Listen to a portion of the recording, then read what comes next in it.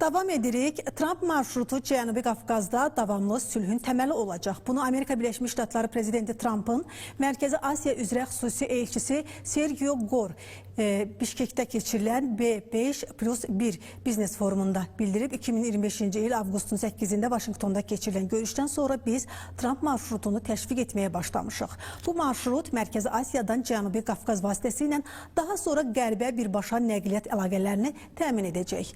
Bu qarşılıqlı olaraq əlaqəli iqtisadiyyatların yaradılması və regionda davamlı sülhün qorunması yolunda tarixi addım olacaq deyə Trump'ın Mərkəzi Asiya üzrə xüsusi elçisi bəyan edib. Bəli, Zəngəzur dəhlizi regional bir layihəyə çevriləcək. Elə Amerika Birləşmiş Ştatlarının vitse-prezidenti James D. Vance'in Azərbaycan və Ermənistan səfəri də məhz bununla bağlıdır. Bildirilir ki, səfər fevralın 9-da reallaşacaq. İndi biz bu barədə məsələni siyasi şərhçi Müşfiq Abdullah ilə birlikdə müzakirə edəcəyik. Salam Müşfiq müəllim, xoş gördük sizi. Salam Sinan xanım, xoş gördük. Müşfiq müəllim, Vance'in səfəri zamanı Zəngəzur dəhlizi ilə bağlı texniki məsələlərdən başqa hansı istiqamətlər üzrə müzakirələr aparılacaq? Yəni bu səfərdən gözləntiləriniz nədir? Hansı dəyişikliklər ola bilər? Ümumiyyətlə Vance'in səfəri baş tutarsa, çünki regionda bilirsiniz ki, vəziyyət çox gərgindir, ağırdır.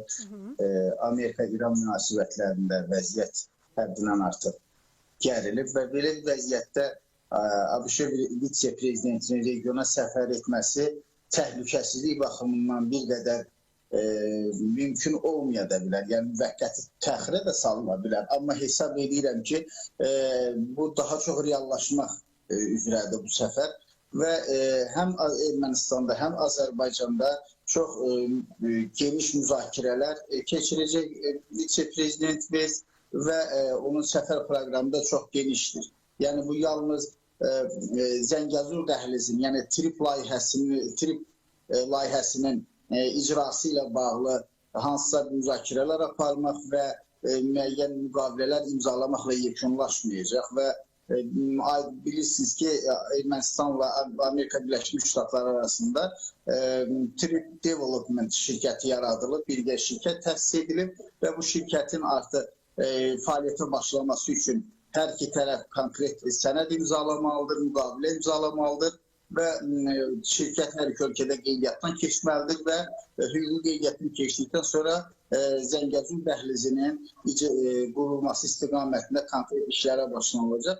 Və Vance'in səfəri də göstərir ki, ilk növbədə bilirsiniz ki, Ermənistan baş naziri Nikol Paşinyan Zəngəzur dəhlizinin inşası ilə bağlı işlərə 2026-cı ilin payızında başlanacağını demişdi, ilin sonuna yaxın. Amma Vance'in səfəri bu prosesi daha da sürətləndirə bilər. Yəni biz artıq fevral ayında Vance səfər edirsə, yaz aylarından başlayaraq çox güman ki, Zəngəzur dəhlizinin açılması istiqamətində, daha doğrusu dəmir yolu və avtomobil yolunun qurulması, inşası ilə bağlı konkret işlərə başlanılacağını gözləyə bilərik. Bundan başqa çox güman ki, Vance'in səfəri Azərbaycanla Ermənistan arasında sülh prosesinə də müsbət təsir göstərəcək və bu prosesə mühüm təkan verəcək. Vance'in səfər proqramına eyni zamanda Ermənistanla nüvə sahəsində dinc əməkdaşlıq məsələləri daxildir. Amerika Birləşmiş Ştatları Prezidenti Donald Trump bildirmişdir ki, biz mülki nüvə sahəsində əla əməkdaşlıq olacaq. Amma sonra aydın oldu ki, bu məsələ əslində daha çox Ermənistanda modul tipli atom elektrik stansiyasının inşasını nəzərdə tutur.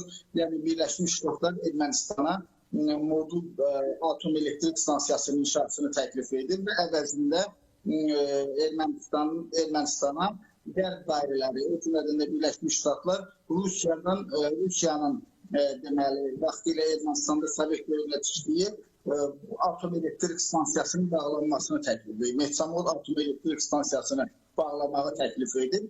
Amma bu məsələdə Qərb əslində Ermənistanın, Rusiyanın Cənubi Qafqazda əsas strateji dayaq məntəqələrindən biri olan atom elektrik stansiyasını bağlamaqla əslində Rusiyanı Cənubi Qafqazdakı geosiyasi mövqelərini sıxışdırmağa çalışır. Onu regiondan sıxışdırmağa çalışır.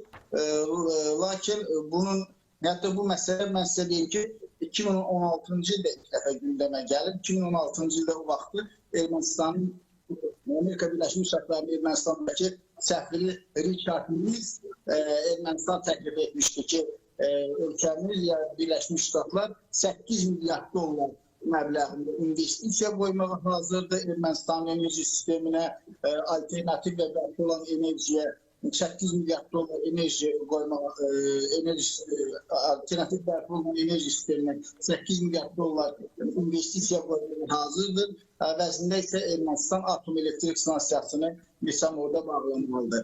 Hətta Avropa Birliyi də o vaxtı bu məqsədlə 250 milyon euro təklif etmişdi. Lakin bu məsələ Ermənistana hakimiyyətinə, Rusiyanın ciddi siyasi təzyiqləri nəticəsində təxirə salındı. İndi isə bu daha başqa formada gəlir.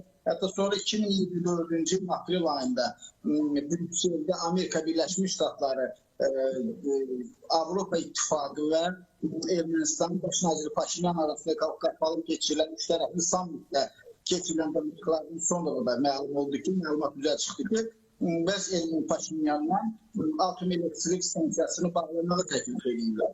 Və indi artıq görünür ki, Birləşmiş Ştatların bu istiqamətdə təkliflərini Ermənistan yavaş-yavaş artıq qəbul etməkdə maraqlı görünür və bu da nəticədə Rusiyanın ciddi narazılığına səbəb ola bilər, Rusiya və Qərb arasında ciddi rəqabətin artmasına gətirib çıxara bilər və düşünürəm ki, Ermənistan, Rusiya məsələn 2023-cü ildə onu da deyim ki, Ermənistana təklif edib ki, 2036-cı ilə qədər Nesamod atom elektrik stansiyasının istifadəsinə dair uzadılmasına dair müqavilə imzalayıb Ermənistanlar. Lakin hətta bəzi erməni mütəxəssislər bildirirlər ki, Ermənistanın modul tipli atom elektrik stansiyası Ermənistan tələbatını ödəyə bilməz və bu daha çox bu altı gəmilərdə, bu daha çox buzqıran gəmilərdə istifadə olunur modul atom elektrik stansiyası. Amma məsələ burasındadır ki, burada bir əlavə məqam var. Bunu nəzərə alınmalıdır. Bu da ondan ibarətdir ki, Azərbaycanla sülh sahəsində razılaşma əldə olduqdan sonra Ermənistan və Azərbaycan arasında deməli elektrik enerjisinin Ermənistan-Azərbaycanla idxalı sahəsində də əməkdaşlığa başlayacaq və Ermənistanın elektrik enerjisinin olan tələbatı Azərbaycandan, hətta Türkiyədən təmin olunacaq. Mərkəzi Asiya ölkələri bilirsiniz ki, Avropa yaşıl enerji sahəsində Avropa ölkələrlə əməkdaşlıqda maraqlıdır və bu baxımdan bu xətlər Ermənistandan keçdikcə, Zəngəzur dəhlizinin keçdikcə Ermənistan öz tələbatını ödəyə bilər. Əgər vaxtınız varsa bu məsələni də deyim. Çox qısa zəhmət olmasa vaxtımız yekunlaşır. Vensin Azərbaycanda müdafiə sahəsində müəyyən müqavilələr imzalayacağı gözlənilir ki, bu da deməli təhlükəsizlik və müdafiə sahəsində müqavilələr 907-ci düzəlişin ləğvini tələb edib və bu da onu göstərir ki, 907-ci düzəliş tezlik, onun ləğvi daha da sürətlənə bilər. Aydındır. Çox sağ olun. Təşəkkür edirəm sizə.